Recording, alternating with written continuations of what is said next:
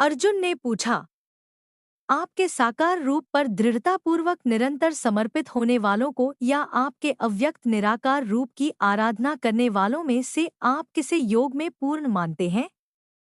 आनंदमय भगवान ने कहा, वे जो अपने मन को मुझ में स्थिर करते हैं और सदैव दृढ़तापूर्वक पूर्ण श्रद्धा के साथ मेरी भक्ति में तल्लीन रहते हैं, मैं उन्हें सर्वश्रेष्ठ योगी मानता हूँ।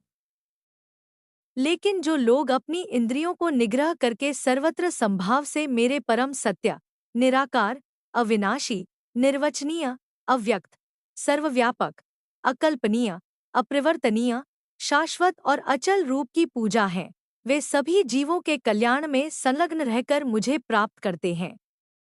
करते जिन लोगों का मन भगवान के अव्यक्त रूप पर आसक्त होता है, उनके लिए भगवान की अनुभूति का मार्ग अति दुष्कर और कष्टों से भरा होता है। अव्यक्त रूप की उपासना देहधारी जीवों के लिए अत्यंत दुष्कर होती है। लेकिन जो अपने सभी कर्मों को मुझे समर्पित करते हैं और मुझे परम लक्ष्य समझकर मेरी आराधना करते हैं और अनन्य भक्ति भाव से मेरा ध्यान करते हैं, मन को मुझ में स्थिर कर अपनी चेतना को मेरे साथ एकीकृत कर देते हैं। हे पार्थ, मैं उन्हें शीघ्र जन्म मृत्यु के सागर से पार कर उनका उद्धार करता हूँ। अपने मन को केवल मुझ पर स्थिर करो और अपनी बुद्धि मुझे समर्पित कर दो। इस प्रकार से तुम सदैव मुझ में स्थित रहोगे, इसमें कोई संदेह नहीं है। हे अर्जुन, यदि तुम दृढ़ता से मुझ पर अपना मन स्थिर करने में असमर्थ हो तो सांसारिक कार्यकलापों से मन को विरक्त कर भक्ति भाव से निरंतर मेरा स्मरण करने का अभ्यास करो। यदि तुम भक्ति मार्ग के पालन के साथ मेरा स्मरण करने का अभ्यास नहीं कर सकते, तब मेरी सेवा के लिए कर्म करने का अभ्यास करो। इस प्रकार तुम पूर्णता की अवस्था को प्राप्त कर लोगे। यदि तुम भक्तियुक्त होकर मेरी सेवा के लिए कार्य करने में असमर्थ हो, तब अपने सभी कर्मों के फलों का त्याग करो और आत्मस्थित हो जाओ। शारीरिक अभ्यास से श्रेष्ठ ज्ञान है, ज्ञान से श्रेष्ठ ध्यान है और ध्यान से श्रेष्ठ कर्म फलों का परित्याग है, और ऐसे त्याग से शीघ्र मन को शांति प्राप्त होती है। जो किसी प्राणी से द्वेष नहीं करते, सबके मित्र हैं, दयालु हैं, ऐसे भक्त मुझे अति प्रिय हैं, क्योंकि वे स्वामित्व की भावना से अनासक्त और मिथ्या अहंकार से मुक्त रहते हैं, दुख और सुख में संभाव रहते हैं और सदैव क्षमावान होते हैं। वे सदा तृप्त रहते हैं, मेरी भक्ति में ढूंढता से एकीकृत हो जाते हैं। वे आत्म संयमित होकर ढूंढ संकल्प के साथ अपना मन और बुद्धि मुझे समर्पित करते हैं।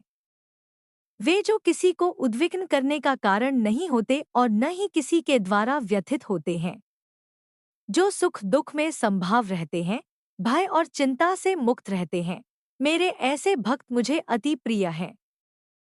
वे जो सांसारिक प्रलोभनों से उदासीन रहते हैं, बाह्य और आंतरिक रूप से शुद्ध, निपुण, चिंता रहित, कष्ट रहित और सभी कार्यकलापों में स्वार्थ रहित रहते हैं, मेरे ऐसे भक्त मुझे अति प्रिय हैं।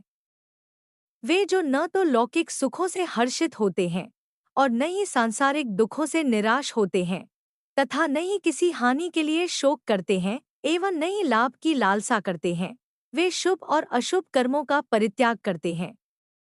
ऐसे भक्त जो भक्ति भावना से परिपूर्ण होते हैं, मुझे अति प्रिय है। जो मित्रों और शत्रुओं के लिए एक समान है, मान और अपमान, शीत और ग्रीष्म, सुख तथा दुख में संभाव रहते हैं, वे मुझे अति प्रिय हैं।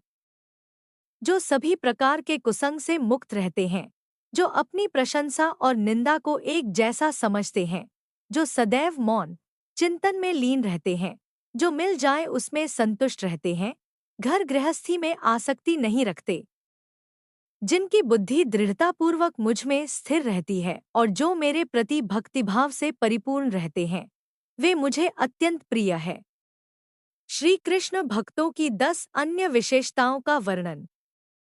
वे जो यहाँ प्रकट किए गए इस अमृत रूपी ज्ञान का आदर करते हैं और मुझ में विश्वास करते हैं तथा निष्ठापूर्वक मुझे अपना परम लक्ष्य मानकर मुझ पर समर्पित होते हैं, वे मुझे अति प्रिय हैं।